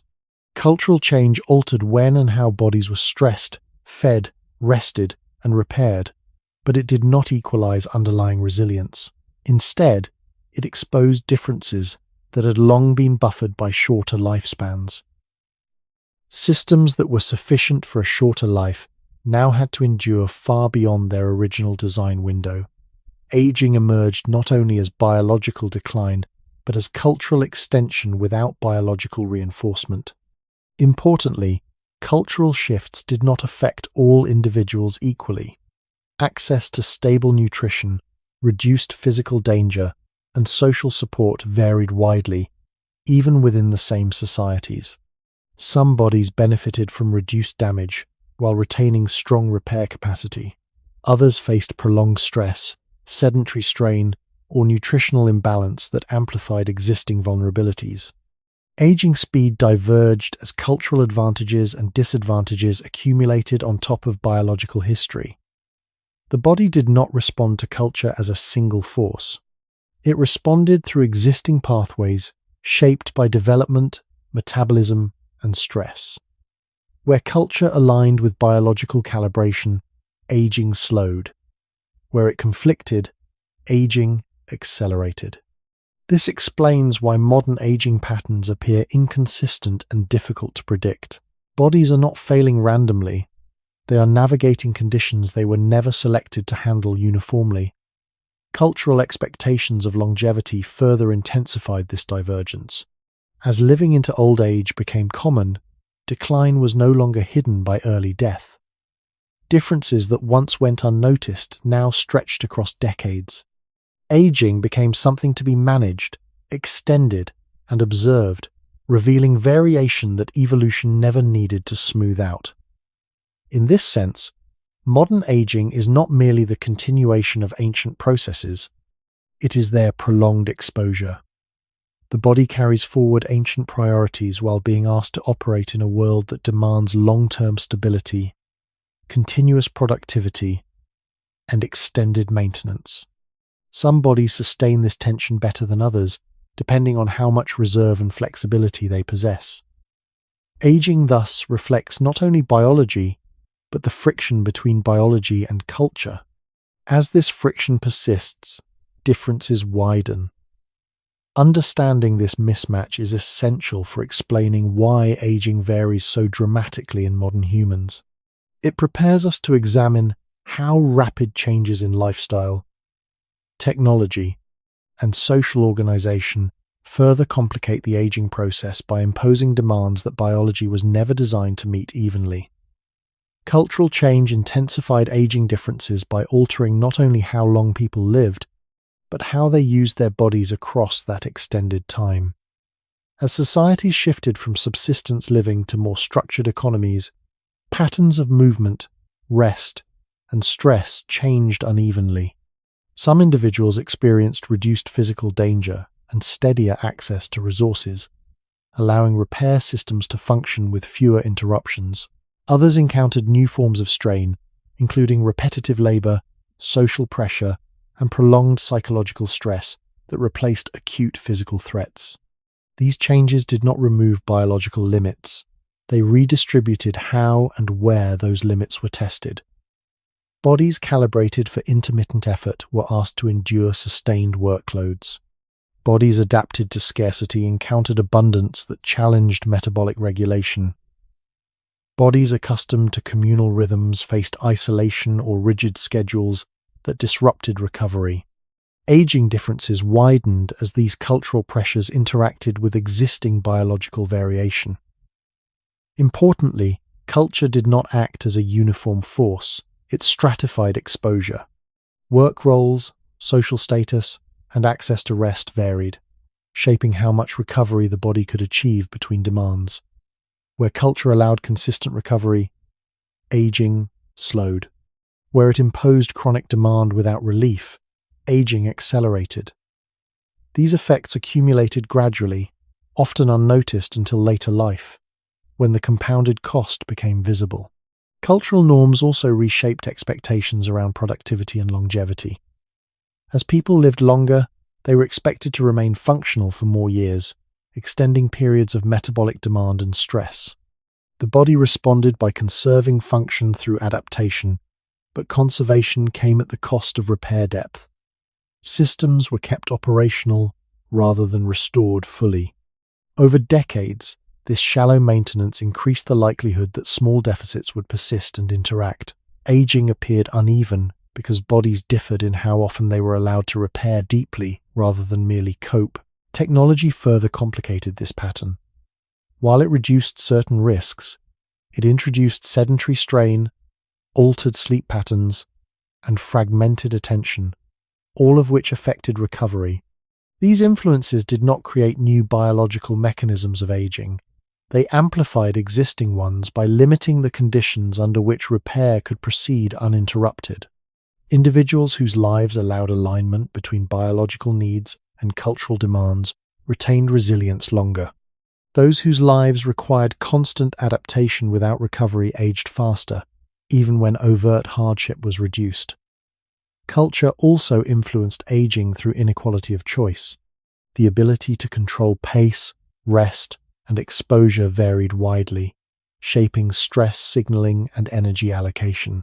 Bodies with greater autonomy could modulate demand and protect repair capacity. Bodies with less autonomy remained reactive, maintaining elevated readiness that diverted resources from maintenance. Over time, this difference in control translated into biological divergence. Aging differences reflected not only what people experienced, but how much agency they had in responding to it. What appeared as individual variability was often the biological imprint of unequal cultural conditions layered onto ancient physiology. By extending lifespan without equalizing recovery, culture revealed differences that evolution never smoothed. Aging became a visible measure of how well bodies could negotiate prolonged cultural demand. This perspective clarifies why modern aging seems both highly variable and resistant to simple solutions. Bodies are not aging differently because culture is harmful in itself, but because cultural change imposed new demands unevenly on systems built for different rhythms. Aging unfolds at different rates where culture either supports or undermines the body's ability to restore itself. Understanding this prepares us to examine how rapid technological acceleration and lifestyle fragmentation further widen these differences by increasing demand while compressing recovery. As cultural acceleration continued, aging differences became increasingly tied to how quickly demands changed relative to the body's ability to adapt. Technology, urbanization, and constant connectivity reshaped daily rhythms in ways that biology could not recalibrate for uniformly. Sleep became fragmented, attention divided, and recovery compressed into shorter intervals. For some bodies, these changes produced manageable strain. For others, they amplified existing vulnerabilities, pushing repair systems closer to their limits. Aging speed diverged as the gap between demand and recovery widened unevenly. Importantly, this divergence did not arise because modern conditions were universally harsher than the past. In many ways, they were safer. The difference lay in continuity. Ancient challenges were intermittent, allowing periods of restoration. Modern demands often persist without clear boundaries, keeping stress and metabolic engagement elevated for longer stretches. Bodies adapted by maintaining readiness, but sustained readiness reduced the depth of repair.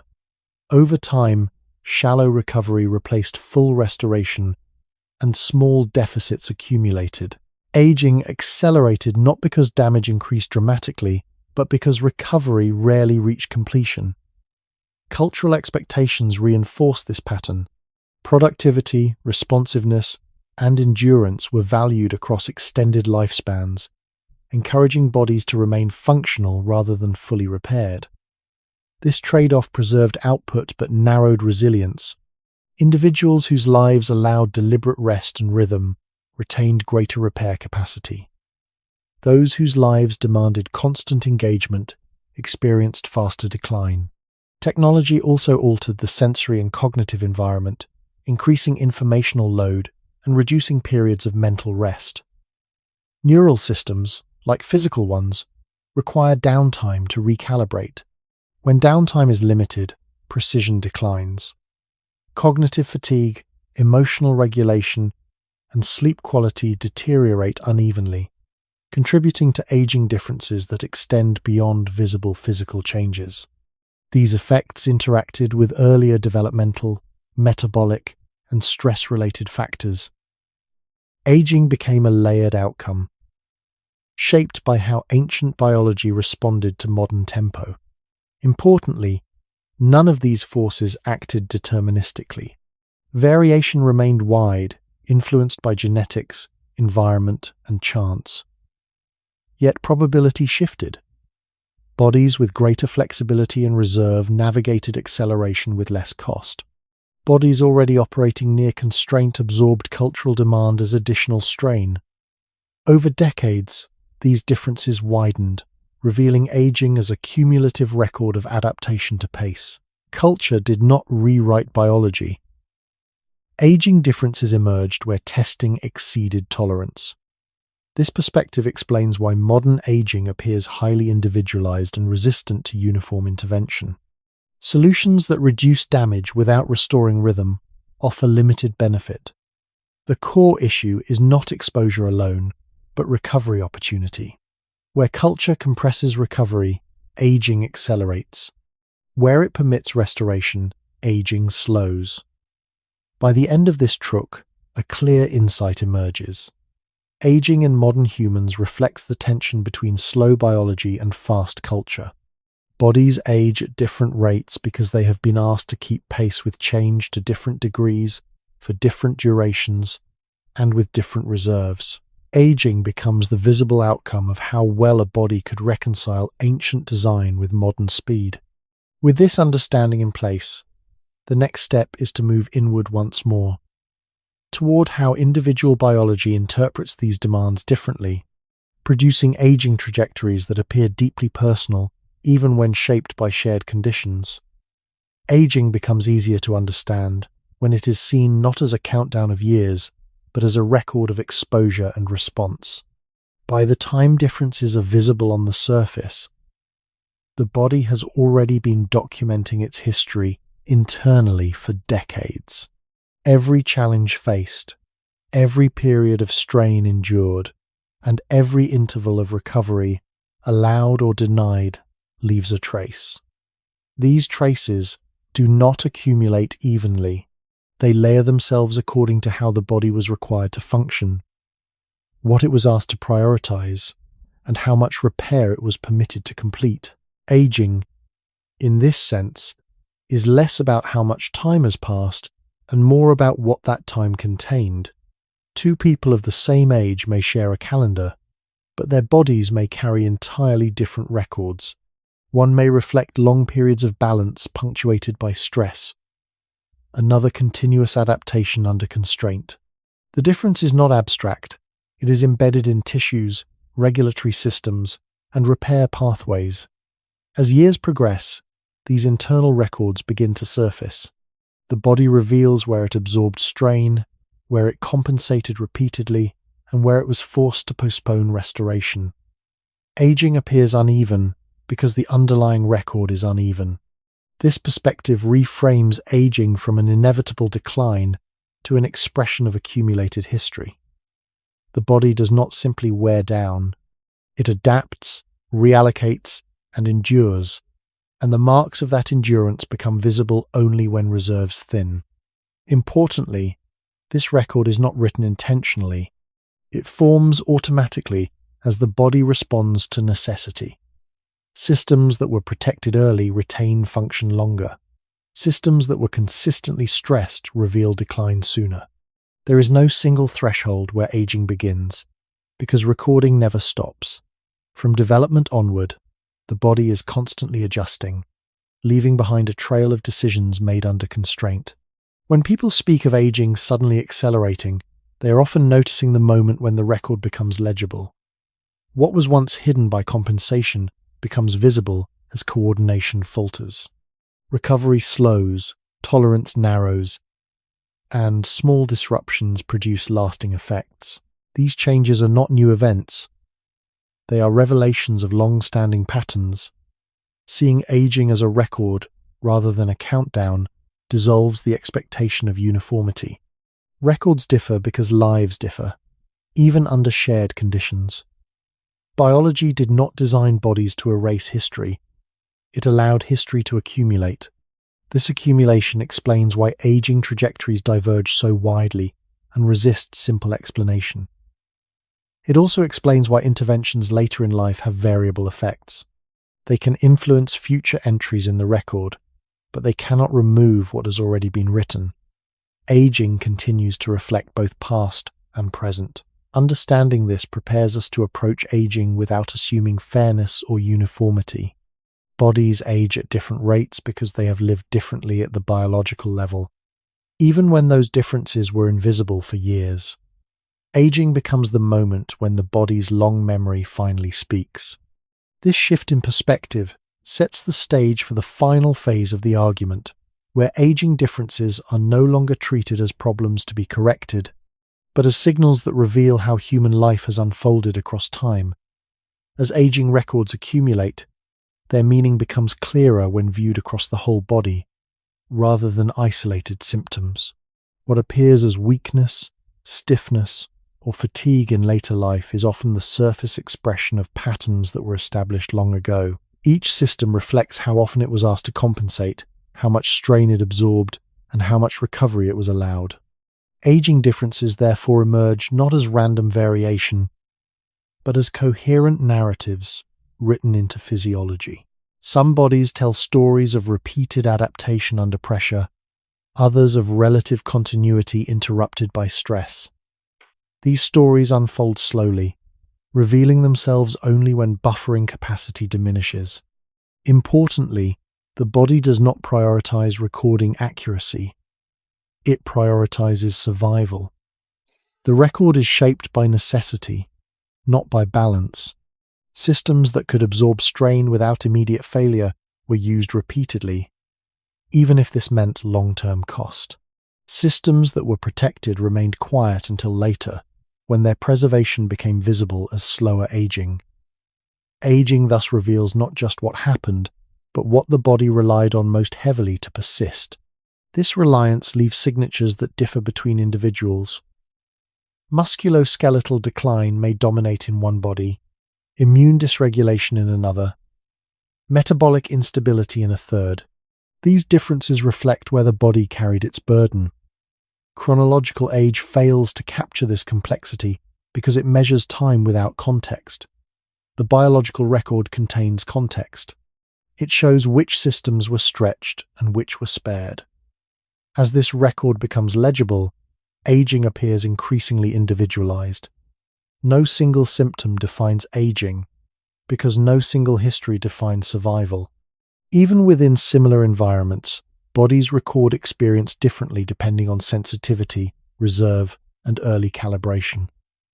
This understanding challenges the search for a universal marker of aging. While certain changes are common, their timing and sequence vary because the underlying records differ. Aging speed is therefore better understood as the pace at which accumulated history becomes visible, not as the rate at which time passes. This perspective also explains why late-life changes can seem abrupt. When compensatory mechanisms finally exhaust themselves, the record is revealed quickly, giving the impression of sudden decline. In reality, the record was being written continuously, but it remained unreadable while compensation held. Once exposed, The narrative unfolds rapidly because multiple systems reach their limits around the same time. Aging becomes the convergence of long-standing patterns rather than a new process. Recognizing this helps reframe how we interpret decline. Instead of seeing it as failure, it can be seen as disclosure. The body is showing where it has invested effort and where it has paid cost. This disclosure differs between individuals because investments differed. Aging inequality thus reflects inequality in biological workload rather than inequality in moral character or choice. Bodies age differently because they have been asked to endure differently. By viewing aging as a readable record, we gain insight into why attempts to equalize outcomes often fall short. Interventions can influence future strain, but they cannot redistribute past workload. The record remains uneven. Aging continues to reveal that unevenness, making differences more pronounced with time. This realization prepares us to move toward the final synthesis, where aging differences are not judged, but interpreted as essential information about how human bodies navigate time, pressure, and survival. When aging is understood as a record, its final implication becomes unavoidable. The body does not age to reach an endpoint. It ages to remain functional under constraint for as long as possible. By later life, what we observe is not the collapse of a system, but the outcome of countless adjustments that favored survival over preservation. Each adjustment left a mark, and together they define how aging looks and feels for an individual. Some bodies reveal decline gradually, spreading change across systems in a way that allows continued adaptation. Others reveal it more abruptly, where several limits are reached at once. They reflect how much margin the body had to work with and how often that margin was spent. Aging, therefore, becomes a process of disclosure rather than deterioration. The body is showing which strategies it relied on most heavily, which systems absorbed repeated strain, and where compensation finally became impossible. This disclosure often arrives with emotional weight, because modern culture frames aging as loss rather than information. Yet biologically, aging is informative. It tells the story of how a body survived its particular circumstances. It shows what was protected, what was sacrificed, and what endured.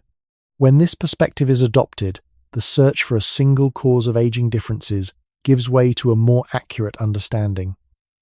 There are many causes, layered across time, interacting continuously.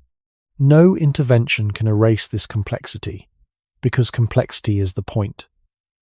Evolution allowed divergence because divergence increased survival across unpredictable conditions. Aging differences are the visible residue of that allowance. They persist because nothing in biology required fairness in decline.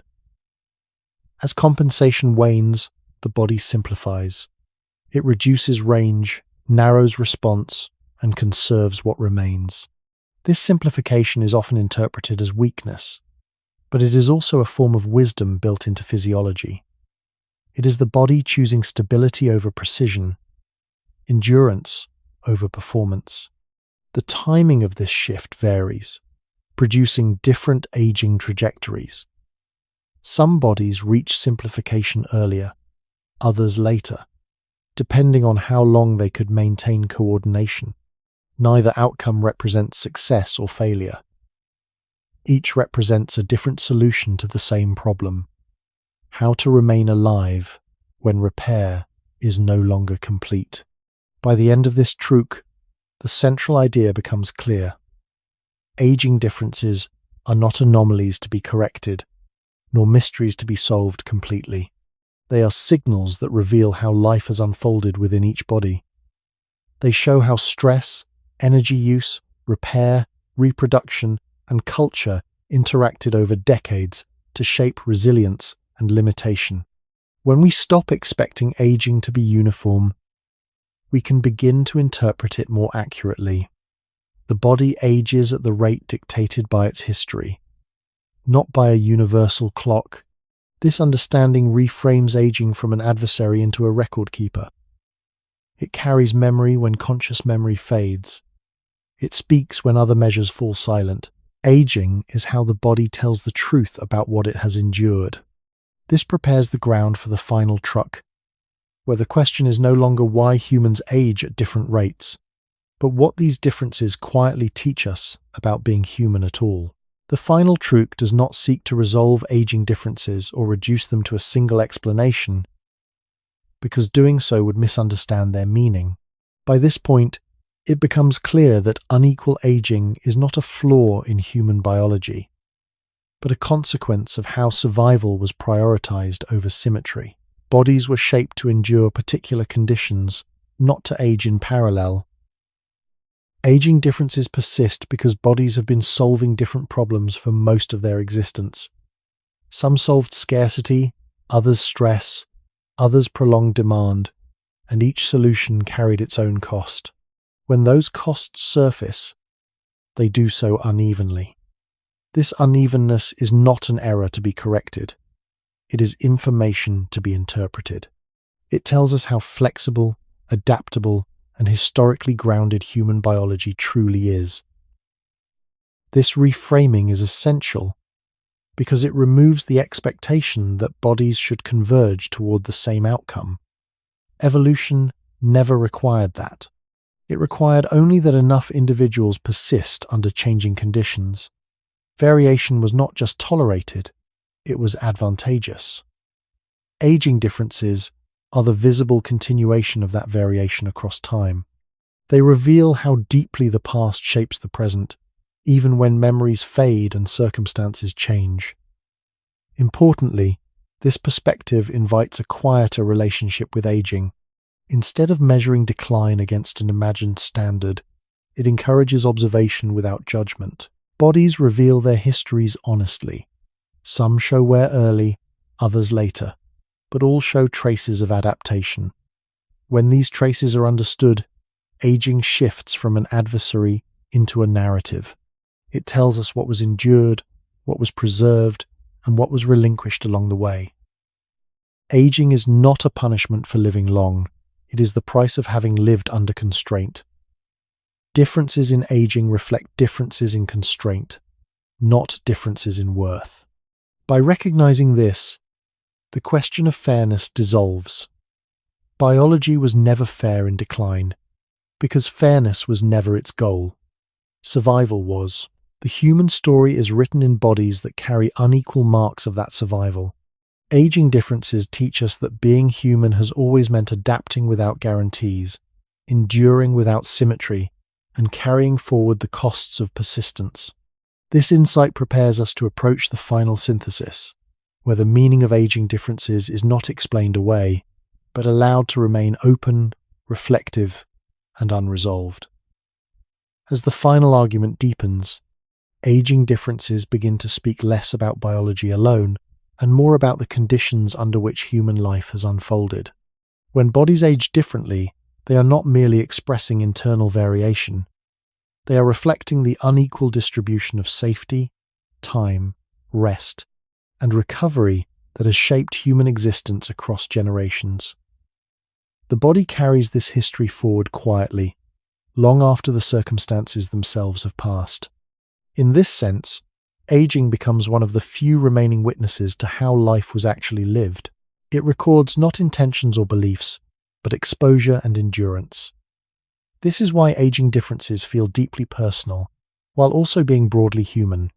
Each body tells its own story, yet all stories are written using the same biological language of adaptation and compromise.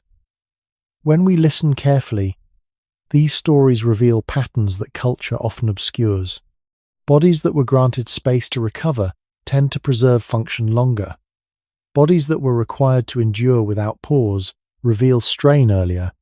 Aging thus reflects opportunity as much as time. It shows how much margin a life contained, not how well that life was managed. This perspective challenges modern assumptions that aging outcomes are primarily the result of individual choice. While choices matter, they operate within boundaries set long before choice was possible. The body does not age according to ideals, it ages according to conditions. Recognizing this shifts responsibility away from moral judgment and toward understanding. It reminds us that resilience is not evenly distributed, and neither is decline. Aging differences expose the quiet inequality built into survival itself. They show that longevity is not simply about extending life, but about extending the ability to repair, restore, and rest. When those capacities are unequally available, aging diverges. Importantly, this does not reduce human life to biology alone. It deepens it. By revealing how bodies absorb history, aging connects the individual to the broader human story. It shows that personal aging trajectories are shaped by collective patterns of work, care, stress, and support. In this way, aging differences become a form of shared evidence. They remind us that human bodies are not isolated machines, but living records of social and environmental conditions. As this understanding settles, the urge to compare aging speeds loses its force. Comparison assumes a common standard, but none ever existed. What remains instead is interpretation. Aging invites us to ask what a body has carried, what it has been asked to give, and what it was allowed to keep. These questions do not demand answers. They encourage reflection. By allowing aging differences to remain visible and meaningful, we gain a quieter appreciation of what it has meant to live as a human being. This prepares us for the final movement of the narrative, where the story does not close with certainty, but opens into a broader understanding of value, time, and continuity beyond biological limits. In this final moment, the question is no longer why humans age at different rates, but what those differences quietly reveal about being human. Aging does not arrive as a verdict, a failure, or a moral judgment. It arrives as a summary. It gathers decades of adaptation, compromise, endurance, and restraint into a form the body can no longer conceal. Every difference in aging speed reflects a different way of surviving the same uncertain world. Some bodies were shaped to respond quickly, to spend energy freely, and to endure repeated pressure. Others were shaped to conserve, to persist through long periods of stability, and to protect repair over performance. Neither strategy was chosen for longevity. Both were chosen for survival. What becomes visible later in life is not inequality imposed at the end, but inequality carried forward from the beginning, shaped by biology, environment, stress, reproduction, culture, and chance. Aging differences persist because nothing in human evolution required them to disappear. Uniform aging would have required uniform lives, uniform risks, uniform environments, and uniform demands. Humanity never had those conditions. Instead, it survived by spreading risk across variation, allowing different bodies to solve different problems in different ways. Aging is the visible continuation of that strategy. It shows how much a body was asked to give, how often it was required to compensate, and how much recovery it was allowed along the way. When we stop measuring aging against a single imagined standard, something important changes. Comparison loses its urgency. The question of fairness fades. What remains is recognition. Each aging body becomes evidence of a life negotiated under constraint. Slowing movement, reduced strength, fading endurance, and quieter resilience are not random losses. They are the accumulated costs of persistence. They mark where the body chose continuity over perfection, function over restoration, survival over symmetry. Aging teaches that living longer does not mean living evenly. It means carrying history longer. In this sense, aging is not an enemy to be defeated, nor a defect to be corrected. It is a record to be read. It reminds us that time does not act alone.